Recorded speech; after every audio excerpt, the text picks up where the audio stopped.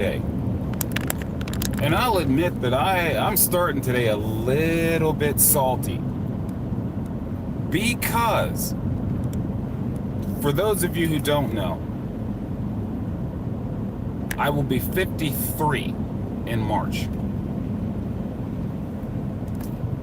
And I have been driving on the road since I was 13 years old.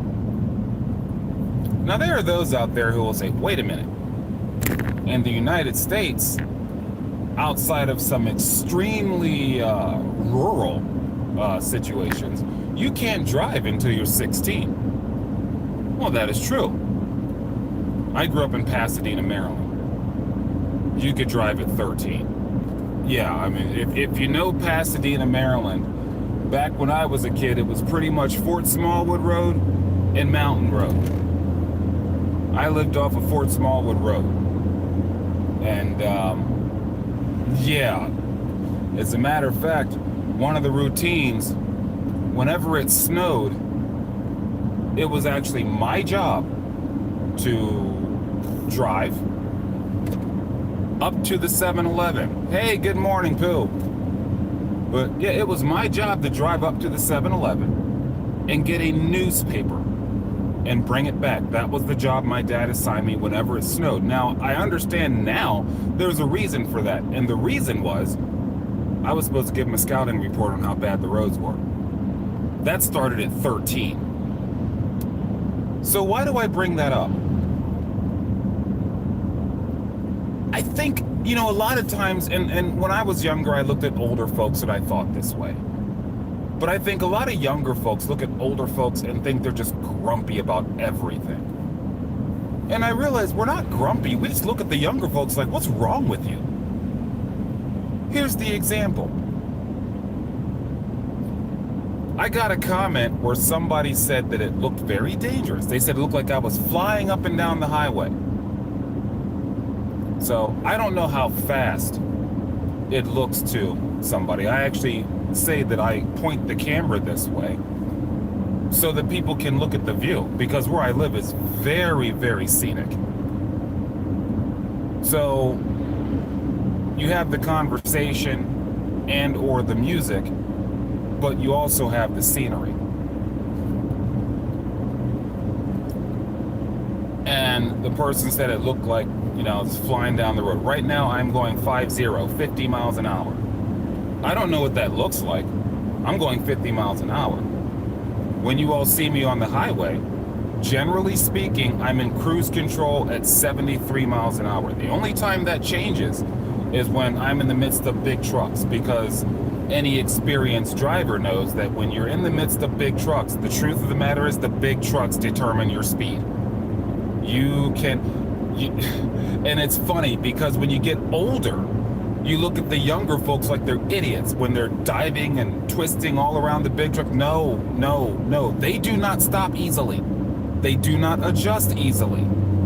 So you have to respect that if you would like to live for an extended amount of time. So we can talk about driver safety. And you can actually talk about the difference in driver safety now than it was before, because I think driving now is actually more dangerous than it was before. Here's why. Let's look at the setup I have right now. I have essentially an in-car tablet that sits right here. That's what does the, well, we all know this, your apps and all on the tablet. I have the mobile device here that is my camera and microphone. And that's it. That's it. Not exactly a professional setup. But this is what they put in vehicles now. Vehicles are built for this. So let's compare this to when I was growing up. You did not have any of the digital things.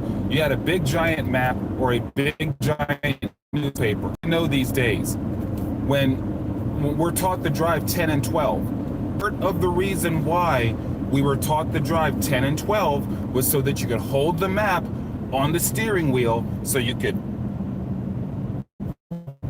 do that when you're driving.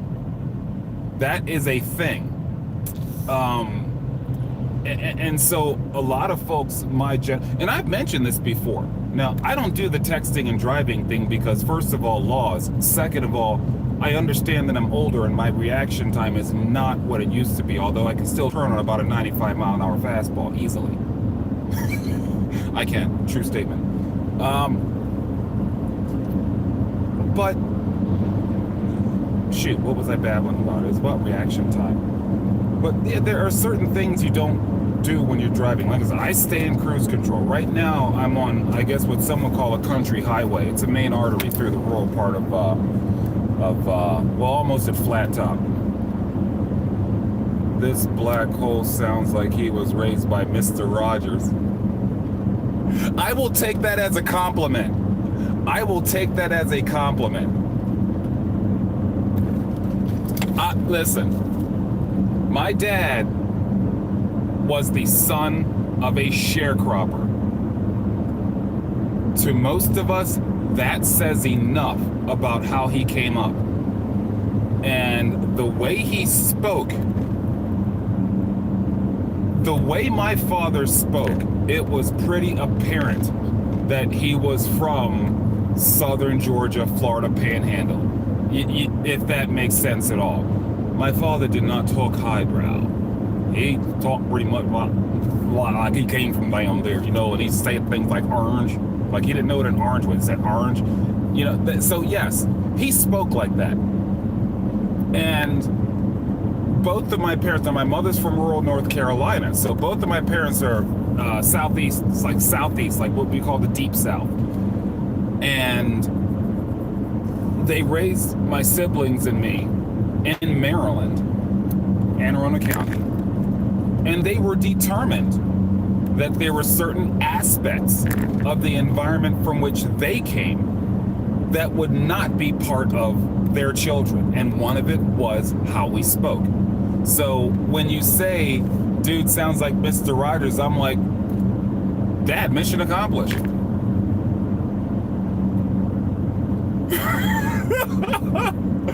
Ah, thank you. Yes, and drive safely. And that's what we're talking about here, driving safely. Because even what I did just now, and I've mentioned this before, the comments roll on there, and I do that. I read pretty quickly. But you will not see me staring. Because there's this road there and other people, just like right now going through a school zone. It's always about safety on the highway and on the road first. Because it's not just my life, there are other people's lives out there. And when people comment about what they believe is going on here, first of all, I do, to a large extent, appreciate the concern. Because when you are on the road, I don't care who you are, I don't care what you're doing, the road comes first. Always. And that is why you'll see sometimes, as I go through this, and sometimes with songs you'll see, I just kind of, and the song's playing, and I just kind of, yeah, because the road comes first. If you have children, we have all done this. Now that's not saying it's right, but we've all done this. You're going down the highway, all of a sudden you got that top hand on the wheel, and you are literally full attention on the back seat because kids are kids and they get on your nerves and they do this stuff. Like I said, there is safe driving. There is also responsible driving. You combine the two, and you can do things. If you ever looked inside a, and I don't know about all truck drivers, because I know truck driving is not just truck driving. There are certain levels and certain types of trucks that people drive. But they pretty much have command centers in there. I am related to police officers. They have all the they have all the computers and all the stuff in there. And they train themselves to use these things safely while they do what they do.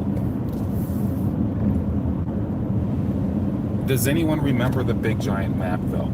I actually think it was safer that way. So here's how it makes sense.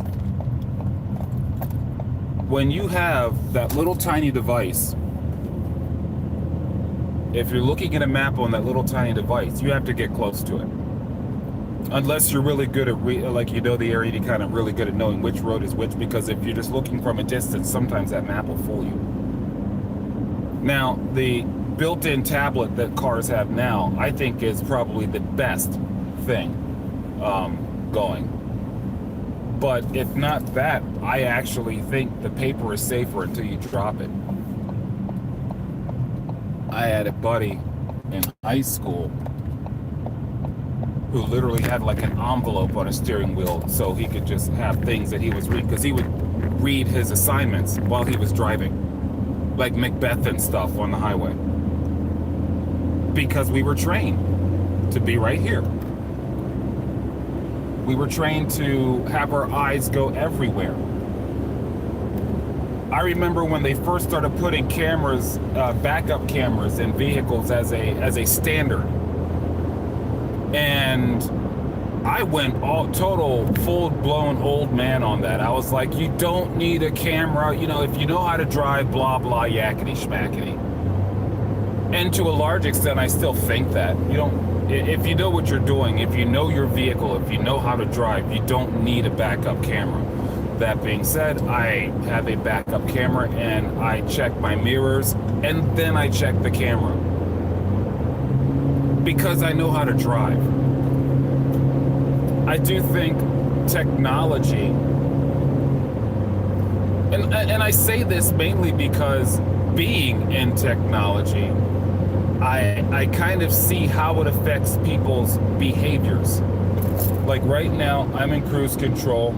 There's someone trying to get over here because they're behind a big truck. So okay, here's an example. Big truck right there. This person was trying to get in front of me. I'm in the middle of 3 lanes here. So you know when you have 3 lanes, the right lane, that's your slow, slow, slow lane. Your middle lane tends to be your normal speed.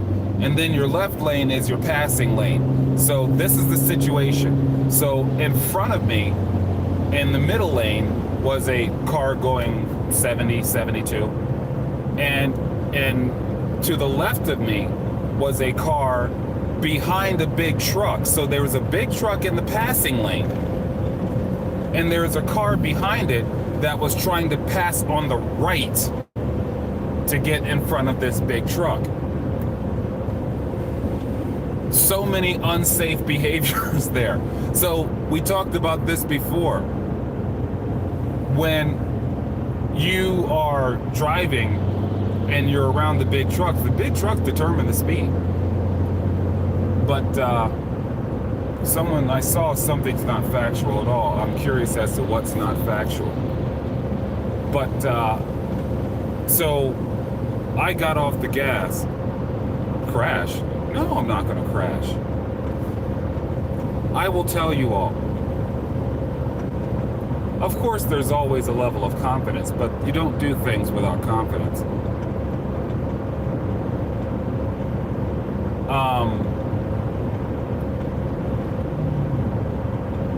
I am one of the safest drivers on the face of the planet. Been driving since I was 13. I've only had 2 accidents, neither of which were my fault. And the truth of the matter is, my back is an absolute wreck because somebody did not know how to dodge eyes. And if you know what I mean by dodge eyes, you know when you're driving and you're scanning and you're going all over the place, because you're supposed to scan and go all over the place when you're driving. Hey, good morning, DT. You know, no, it's just kind of a boring conversation anyway, I would guess, this morning, because I'm just talking about driving. You know, because a lot of folks don't understand that the people that drive now have no idea the things that we had to pay attention to. We did not have all the sensors. We did not have cameras, and sometimes we did not even have maps. And when you did have a map, it was in front of you as you were going 60 some odd miles an hour. But, I mean, driving is always dangerous. Yeah. Driving is always dangerous. Right now I'm going into... I think you cause accidents. No, I don't cause accidents.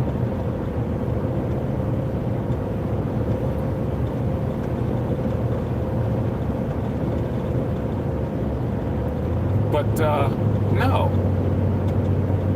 There is a safe way to drive, pretty much.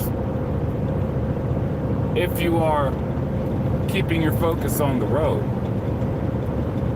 then, yeah, like I said, when we were driving, we were coming up. We were taught to drive distracted, I guess is the way you can put it. Little things. Like I said, I mentioned this before. Now that's an interesting statement, because looky here. Yeah, I know, all the trolls, and it's fine. But I made the comparison to when I first started driving. And I learned to drive in Central Maryland. If you know Central Maryland, you know the Baltimore-Washington Parkway, 295. And I'm driving a, at the time, my dad's Chevy S10. It's always spreading the po, man. But 295, shoot, the on-ramps and the off-ramps were life and death with just under normal circumstances. I think they jumped that up to 65 mile an hour on the speed limit, too. But 295 was one of those, if you remember landline, you remember the rotaries too. But yeah, 295, I was 15 because I had my learner's permit at that point. And my dad pretty much said, okay, we're going out driving. Got on 295 heading towards DC. And my dad looked at me. Oh, so we stopped at a McDonald's. So if you know 295 going into DC, I don't know which street it is, but you go into DC, and when you get off on the exit there's a two-tiered McDonald's right there. So at that McDonald's, mind you, once again, I'm 15, and get out, we get our food, get in the truck. And I was new to driving a straight shift too. So, and you know, when you're driving a straight shift, the hardest part is always getting into first gear. So I was still stalling out a little bit on occasion. But we're on 295. Enjoy. And I got a lap full of McDonald's food. 15 years old with my father. Lap full of McDonald's food. And he says, go home. I don't know. Hands me a map. Get home. Okay. Now, we're still in the parking lot at this point, so I'm looking at the map. I'm trying to remember the route. But the map ended up sitting in my lap. And I get off. Once again, lap. Got McDonald's food. Heading up Maryland State Route 295, Baltimore-Washington Parkway. As soon as I get on 295, my dad looks at me and he says, if you wake me up, then you made a mistake. And he goes to sleep.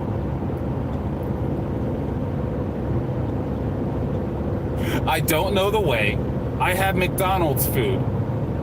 I'm in a straight shift. I'm on Maryland State Route 295. And my dad went to sleep. And that's, yeah.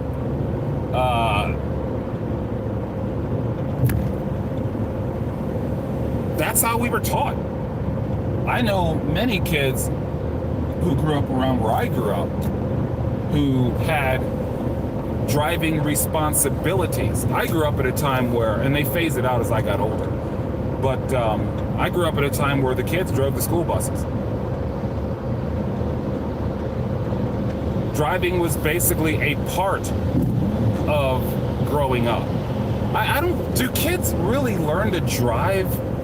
Like, is it really, because in the days of Uber and all the things that we have, do kids know how to drive? Because I know, and this is part of the conversation here, when I observe driving habits, a lot of people's driving habits are not good. Now, we can talk about this all day, every day. What do I have here? I have a phone that I look at on occasion. Kind of like if you have a passenger you talk to and you do this to your passenger, or if you have kids and you do this to your kids. Okay. And I'm not dismissing that. I'm just saying this is what it is. So that exists. A lot of these kids drive, my kids are 25, 20, both still only have their, wow. Wow.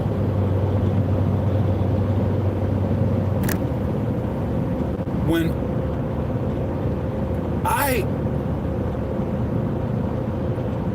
I was ready. Now, like I said, I grew up in the boondocks, so I was behind the wheel at 13 on my own, going to the store. Now, not going into, like, I wasn't going into Glen Burnie or anything, but at least around Pasadena, because my parents had sense. They weren't, yeah, no. But I wasn't driving into the big city. Well, not big city, because Glen Burnie's not a big city. Happy Friday. Yeah, because we made it. We made it. And we always have to, in the midst of all the things that go on, when Friday shows up, you made it. But yeah, I was ready. When I turned when I could get behind the wheel and go, I was ready. I would never admit this in public, but I too failed my first driving test. And I was so embarrassed because it all seemed so simple. But see, that's kind of part of it, part of driving. Failing that test, because why did I fail that test? Because there are certain little details in the written test where you're like, I know. No, you have to know. You have to pay attention to the details. Yes, yes. Okay, true story. There used to be a day where you could drive to Norfolk, Virginia, and get a tryout with the Mets, Tidewater Tides, okay? And there was kind of a preliminary tryout at Sawmill Creek in Glen Burnie, and that led to tiny details, yes. And when you are driving, the tiny details, because if you're not paying attention to the tiny details, you won't see that deer that's right there. Yeah, he's way over there, but he's over there. And you can see him because, look, I'm completely colorblind, but I can see shifts because I've been trained to look around and notice shifts. Little things like if you see a ball or something run into the street, get off your gas. Be prepared to get on the brake. Why? Kid's probably going to be right behind it. That's common sense things so far as driving is concerned to me. I really don't think a lot of younger folks learn those things. But yeah, okay, so I had, I wanted to go to this tryout. You should be, yes, road first. I wanted to go to this tryout down in Norfolk. I was 17. And my dad said no. Well, there is no such thing but the long way home. Dude, I have an hour 10 long drive. But my dad said no. And if you listen to me babble on enough, you know that baseball,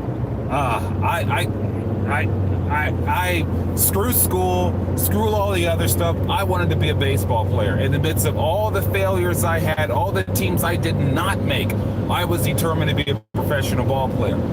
And so when my dad told me no, and I did not have my own car, I decided that it would be an intelligent decision to take that very Chevy S10 of my father's and cruise my way down to Virginia and go to this tryout.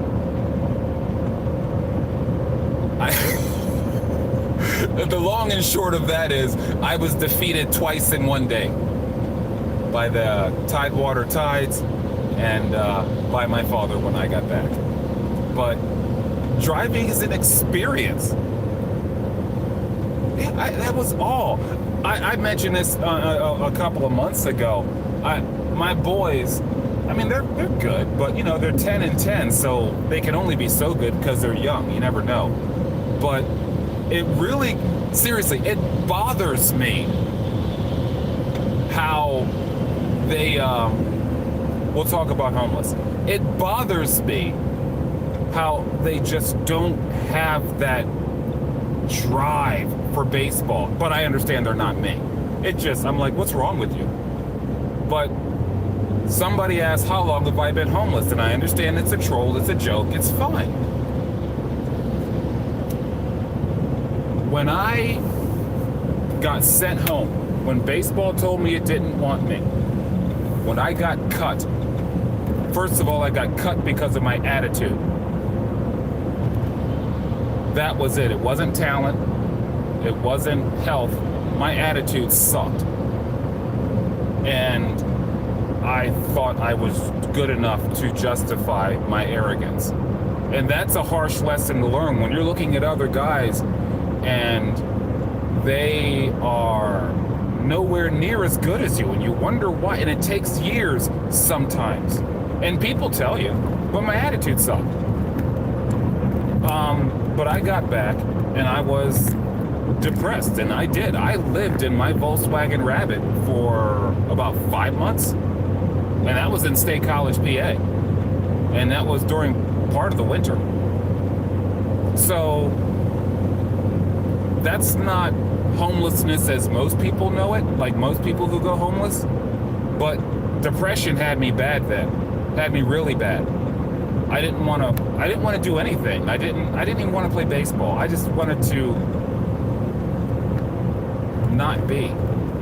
I was so determined, and I couldn't figure out that the problem was me. And when I got older and when I got into coaching, it ends up that one of my biggest pet peeves, Marine Corps, Semper Fi. I got relatives that are Marines, lost an uncle in Vietnam.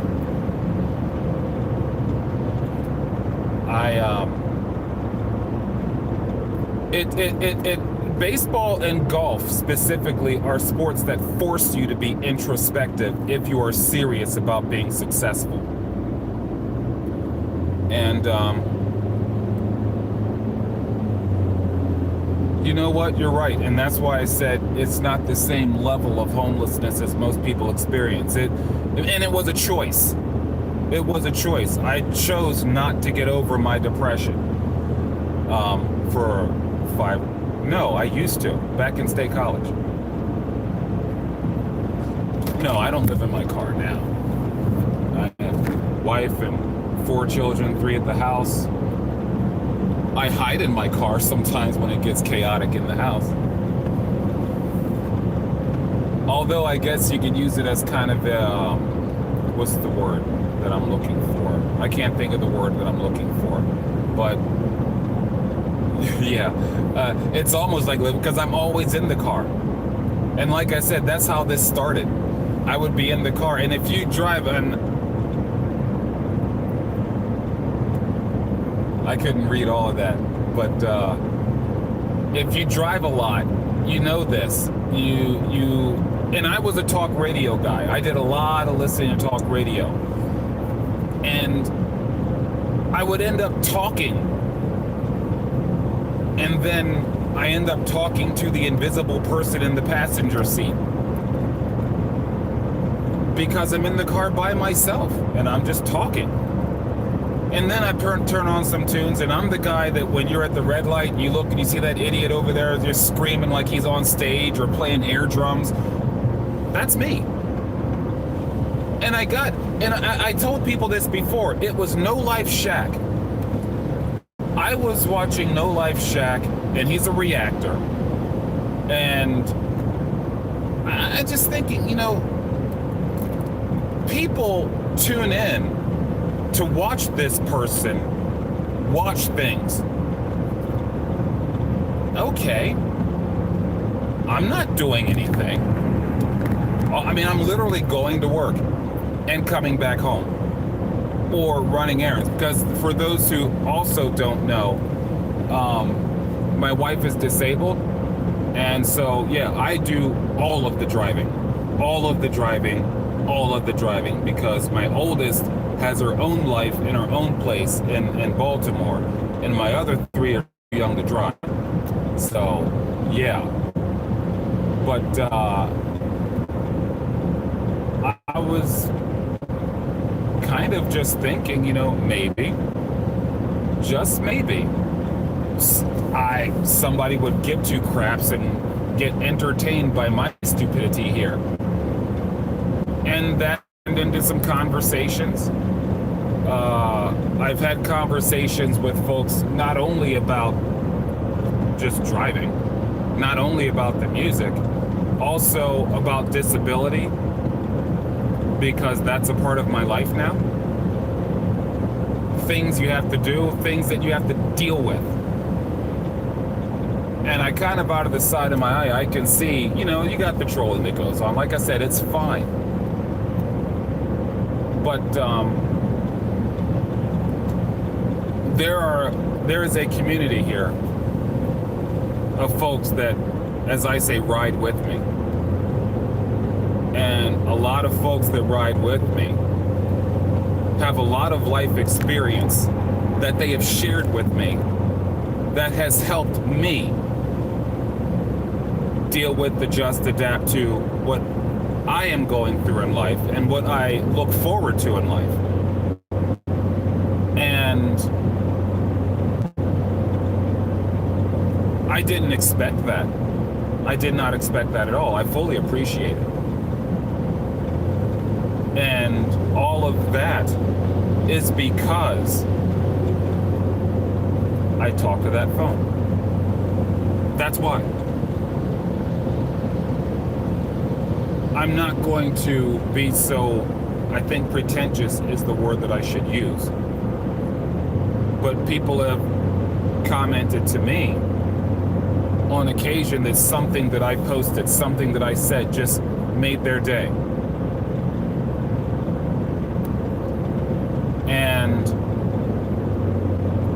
that's kind of motivating, because to me, I'm just literally venting or just kind of babbling on. But when I get lucky and I hit the right conversation, or I play the right song, or someone just says, you get the comments where people are like, I had a friend in high school who's passed and this was our song. I don't know if the younger folks will get this, but that's a big deal. That is a motivator. And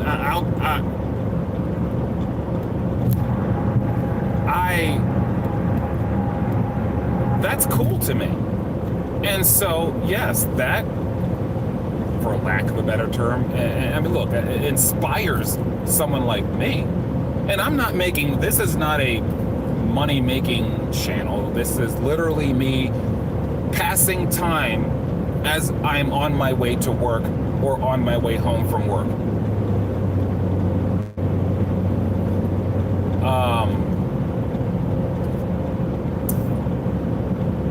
But this has been a positive. It's been a positive to the point when people do the comments, and like I said, I see them out of the corner of my eye. I don't think you younger folks understand. I really don't think you understand. You get to a point in life where you have seen a lot, good and bad. But when you can get to a space and things are comfortable. And this space is comfortable. I look at the comments that I get for my things, and it's comfortable. I don't have too many. I've had maybe 3 comments that I would say were hateful. Note, I did not say hurtful, hateful. You got to come with a lot to hurt me. Yeah. Like I said, half the worst things you could ever say to a human, I heard before I even left the house in the morning when I was a kid. So, yeah, words aren't a big deal. But for some odd reason, whatever goes on here has attracted folks who are very peaceful in their mindsets, or so it seems. He's funny. He's got a slight kind of a marble mouth speech impediment, it seems, but it works. Dude is funny. And he does what I can't do, and he's able to catch things first time around, at least from what I see on the thing. But I like No Life Shaq. I think he's a good reactor, and I just wish he would. I would love to see him jump onto some Bandmate. But yeah, this is when you're to the younger folks out there, and like I said, the younger folks who do the trolling thing. Give it about 15 years.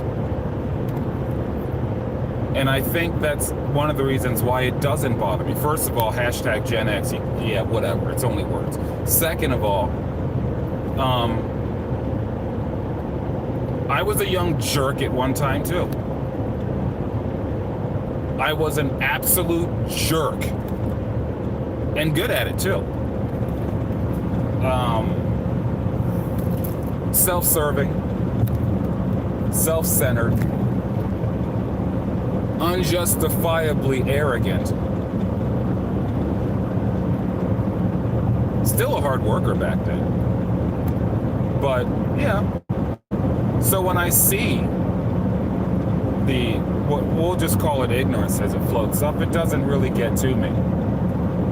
I just believe that, yeah, you'll grow up, you'll mature. And if you still think that way, then I guess you're just another rendition of Henry Bowers. If you don't know that. He never grew up. He never grew up. Actually, that's kind of the story of all the kids on it. They never grew up. But all of this once again started because we were talking about safety, driving.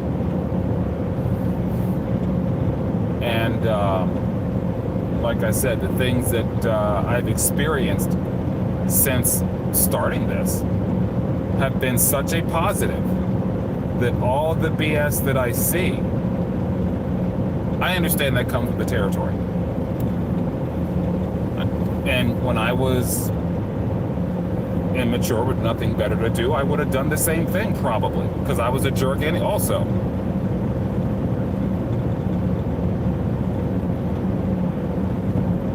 Hold on, I hope that holds on. You know, my parents tried.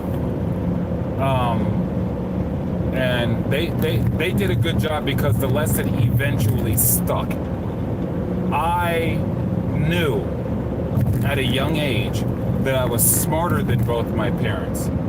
So as much as they tried to enforce it, I always tried to find a way around being respectful and being a good person. I was the rebel.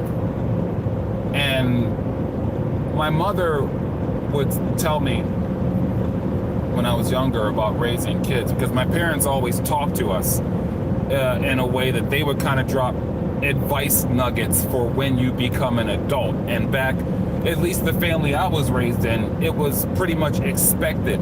You would get a steady job, you would get married, you would have children. It was part of the progression. And my mother would talk about when you have children, and she would say you never give up on your children, because no matter how much they fight you, The lessons that you instill will always come back. They will come back. Yes, they will go out and do all this craziness over there. But if you plant the seed properly, they will come back. And that's what happened with me. I was disrespectful, and it sucks. I'm not saying that like it's cool.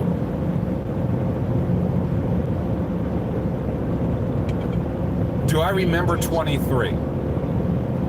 That was the year that I got sent home. That was the year I was depressed. That was the year that I couldn't get over it. That was the year that I couldn't get over myself. That 23, that would be 1996.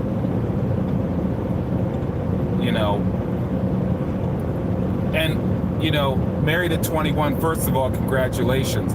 But I got married at 27. And so I had gone through all of this crap. And we talk about, I had actually told my mother at one point, I said, thank you. And she was like, what are you talking about? I said, all of this chaos that I've ever experienced, I always brought that upon myself. My parents did not put us in chaos. And I thank my mother for that. We actually had to go outside and go get our own chaos. And that was part of it. And that chaos that we brought upon ourselves was because me specifically thought we were better than what we were. Arrogant, cocky, just all of that stuff. And I do not believe that I'm arrogant, cocky, disrespectful. I don't believe I'm that now. I believe that lesson has actually taken hold like the Hoji-Oku and Heisen. Bleach reference. But that respectful actually does bring us full circle to where we are right now and how we started.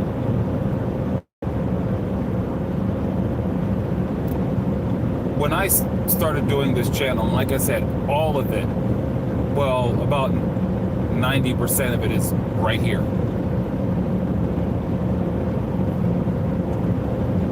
And I started getting conversations and people reacting and saying what they say and doing what they do. I did feel borderline obligated to continue because number one, it was fun. Number two, I was mostly communicating with like-minded people. And number three, I was learning. I was learning everything. Yeah, I had to mature. And like I said, when I became a coach, it was my biggest pet peeve was that kid that thought he was better than everything or disrespectful. Oh, and kids that talk back to umpires. Just no. But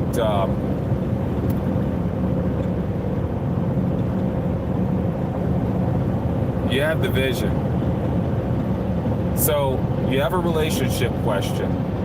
I will start this by saying I am not good with relationships. I have the greatest wife on the face of the planet for as long as I'm allowed to have her. She is the reason I have a good relationship. Oh, yeah, DC is tough. DC is tough. And I grew up, so if you're from DC, you have an idea where Pasadena is. And so Pasadena, yeah, right in the middle, DC, Annapolis. Hello from Australia. And okay, and I'm going all over the place, right? I'm like 10 minutes from the office, so we're pretty much at the tail end here. But I have learned so much just by the interactions here.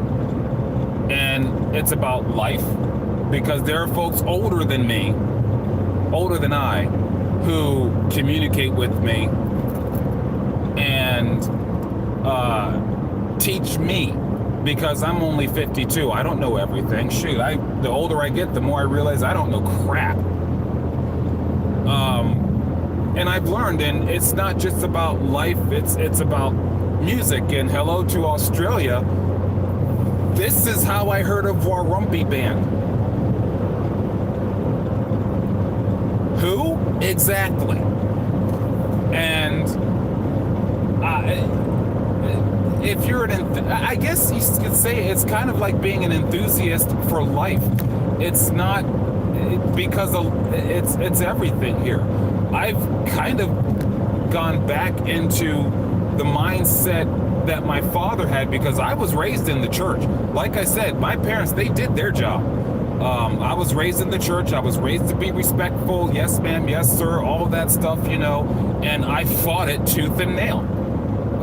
But now, since all of this started, I've kind of gone back into listening to some of my dad's gospel, a lot of the stuff. And then as I do that, more and more people come through. I was floored by how many people react to gospel songs. I was floored. And so, yes, when I get this type of reaction and I get this level of positive interaction, then yes, I am more likely to jump in the vehicle when I'm going. So I don't go out, I don't drive for recreational purposes. That's too much. But when I go somewhere, I will have something queued up, or I may have something on my mind. And Florida, I'll remember that. But I'll have something on my mind, and I'll get in here, and I'll speak, or I'll jam out, or I'll just act like an idiot because it's funny. And yes, I have actually consulted with relatives of mine who are in law enforcement and things to say, this setup, like I said, very, very, very basic, but enough to get this going. Good morning, good morning. And yeah, I mean, and I know this looks dangerous. I know it looks like a highway or running, so because I had to get behind the truck, so my cruise control is engaged right now. It is at 73 miles an hour. This is my standard speed. That's it. I have no desire to be faster than anybody, nor do I have any desire to be slower than anybody. And I like doing this.